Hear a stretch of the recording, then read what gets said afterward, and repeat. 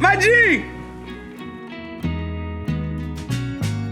Consulte que! Abro! My G! I get it! It is the best time for music, man. Fact is like, bro, we're making songs in our bedroom. There's a big miracle that exists again. Yeah. Where before it was like, dude, you're not gonna blow up unless you're on, I mean, you weren't going to get on the radio unless you're on a label, ever. Yeah, and Spotify was so democratic for a long time, and then I think at a certain point, they realized, what do you mean in a way that they're just picking? Well, you just have they're very biased. Whatever. Well, just for a while it was whatever is the biggest song is what we're gonna put on the playlist and we're gonna push. Right. That's how the algorithm was, and you know they hired all these people that were already experts at extorting the music business and payola and all sorts of stuff. I love you. And it's changing now. And making it possible again. Yeah. Making payola possible. Yeah. Yeah. They're like, oh, we have a new formula. Yeah. Oh, we want to know how to get money out of all these people? Oh, well, we already know a guy who knows how to do that. Yeah, we know a guy. We know a guy. We know a couple guys. Once I play some of these songs, man, you're gonna I can't wait to hear him. I heard someone you came over to the house the other day. Right. Right before you went to Iceland. Yeah. Which looked like a fairy tale. I couldn't believe it when I saw it on your Dude, Instagram. Iceland is different. Yeah. We go over to Iceland. I went there to go see the Northern Lights, right? And dude, there's no guarantee that you're gonna see the Northern Lights, obviously. We go out there, we fucking chase it every night. We don't see it at all, the whole time we're there. We land back in Minnesota, and the news, we turn on the news, it's like, good chance to see the Northern Lights tonight in Minnesota. So did you see him? No. No. Hi neighbors. But like, what's your deal right now with music? What are you working on? Yeah, I worked on this album for a while. It's called Notes from Colombia, which is like another name for America. I'm pissed. You got a good album name. I'm trying so hard to find my album name right now. I have a new album name every week. Every week I'm like, oh, it's this now. You're kind of a, you know, you talk about things going on right now. Yeah, you know, I play shows all over the place, and one thing that I notice is the different places you go have completely different perspectives. And this album, Notes from Colombia, is sort of about the tensions that exist between different parts of our society.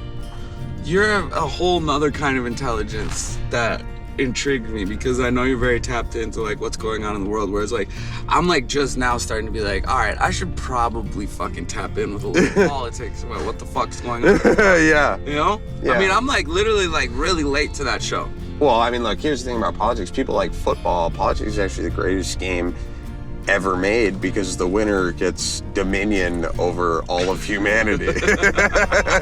You're not competing for, you know, a trophy. You're competing for nuclear weapons. And you bring a lot of that into your music. Correct me if I'm wrong. You do, right? You bring a lot of that into your music? Yeah, you know, I produced for so long, and I was so tired of just making the normal songs and producing songs where everyone is pretty much saying the same thing. I mean, that's one thing people don't understand about you is when you first came out, you were literally saying, I'm happier than anyone else that's ever existed. Facts. Completely unique. Facts. Completely unique. Completely unique. And, you know, I just felt a lot of ways about a lot of things happening. I felt Americans don't understand other Americans, A, and B, most Americans are just being washed away, you know, no health care.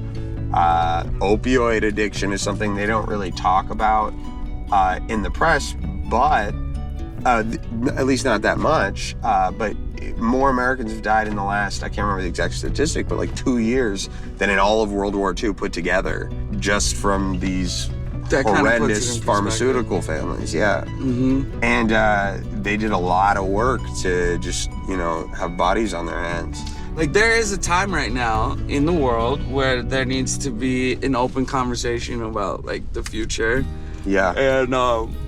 And you know, like me, I'm in a very clear-headed space right now, to the point where I'm really considering the people who are in my audience, who are there, and what I want them to take from not only me, but everything that I'm surrounding myself with, you know? Yeah. And so having you come out, I feel is like a great way for these kids to get a message that they're not getting from me in a way that is just so unique and you.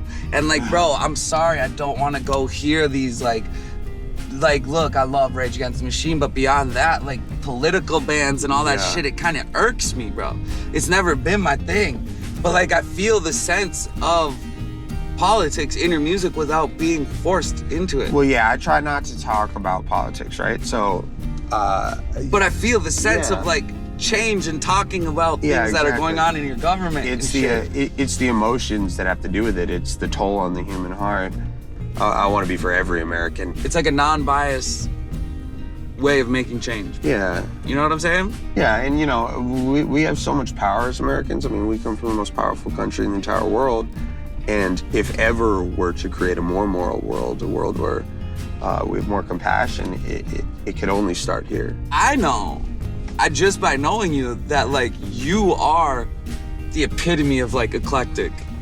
Genre-wise, which I've always loved. I've always loved an artist who's like, if you get in a car, okay, let's say, you know, you're hanging out with one of your rapper friends, and they get in the car and they turn on Celine Dion. Like, that's fucking tight to me. Yeah. You know? Like, yes, you can get in the car and turn on Gucci Mane, we get it. Like, you rap, you like rap. Yeah. I love when someone's taking influence from other places and bringing it to the table. What would you, God, what genre would you put yourself in now? Oh, I don't know. Is it folk rock? Oh. Put it in a box for 1 second. It is somewhere between Shakespeare and Hank Williams. That's perfect. Well, I can't say that about my music. Mine's somewhere between Blink 182 and Joan Rivers.